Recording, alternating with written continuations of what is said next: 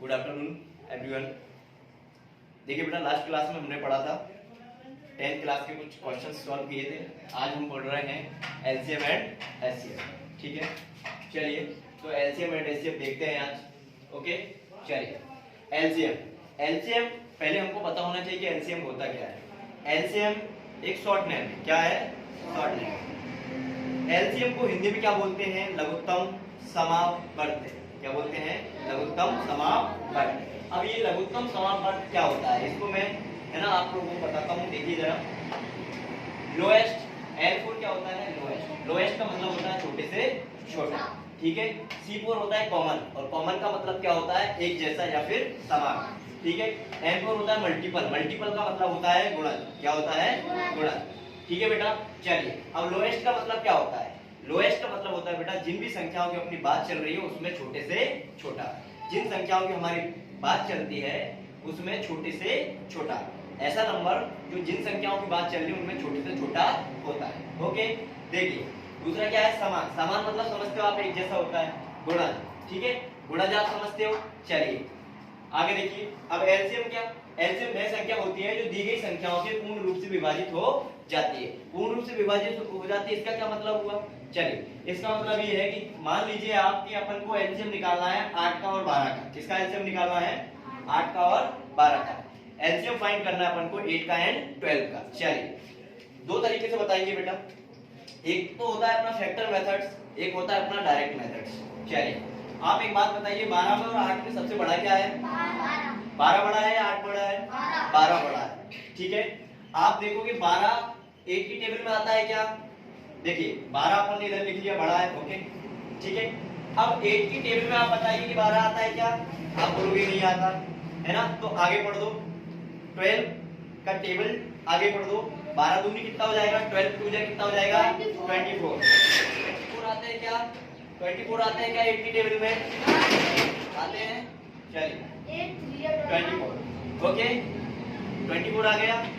24 LCM होता है। Clear हुआ? चलिए एक और कंसेप्ट बताते हैं, वो कौन सा होता है? अपना फैक्टर मेथड। क्या होता है? Factor, prime factors method. इधर देखिए जरा, हम क्या करेंगे? 8 को और 12 को इधर लिख लेंगे बेटा।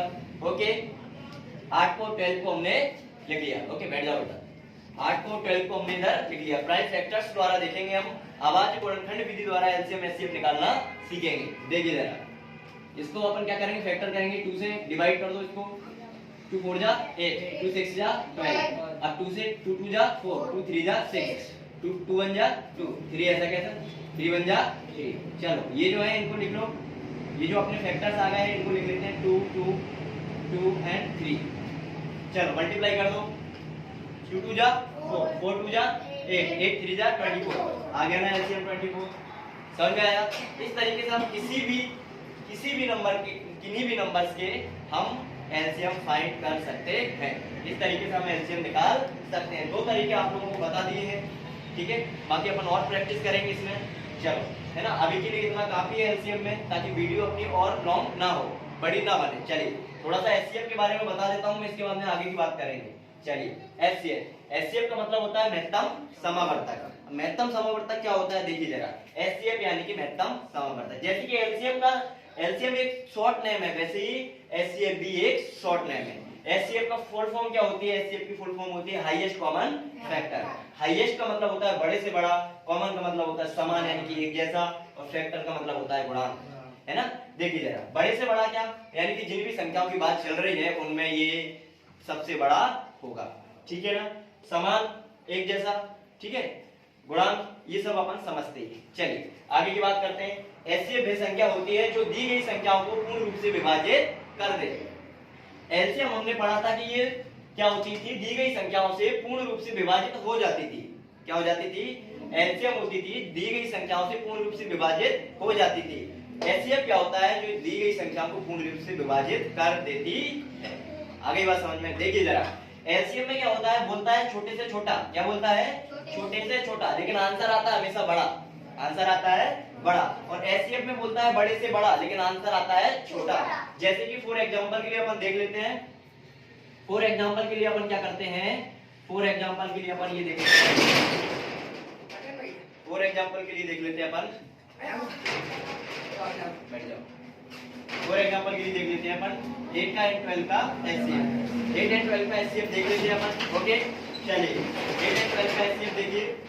इसके भी दो ही तरीके हैं, फैक्टर मेथड्स और एंड प्राइम फैक्टर मेथड्स हो गया और बड़ा छोटा भी देख सकते हैं अपन, है ना। चलिए 8 और 12, चलिए इन दोनों में देखते हैं। ये अपन ने फैक्टर्स करे थे, ठीक है। इसमें क्या करते हैं अपन, दोनों के अलग अलग फैक्टर्स करते हैं। ये देखिए 8 में और 12 में क्या एक जैसा मिल सकता है अपन को, 4। क्या मिल सकता है, 4 की टेबल में ये दोनों आ जाते हैं। इसका मतलब इसका एचसीएफ क्या आएगा, 4 आएगा। क्लियर हो गया, समझ में आ गया। चलिए इस तरीके से आप लोग और भी इसकी प्रैक्टिस कर सकते हो घर पे। नहीं आए तो अपन अगली वीडियो और अच्छे से बना लेंगे इसके लिए। Thank you.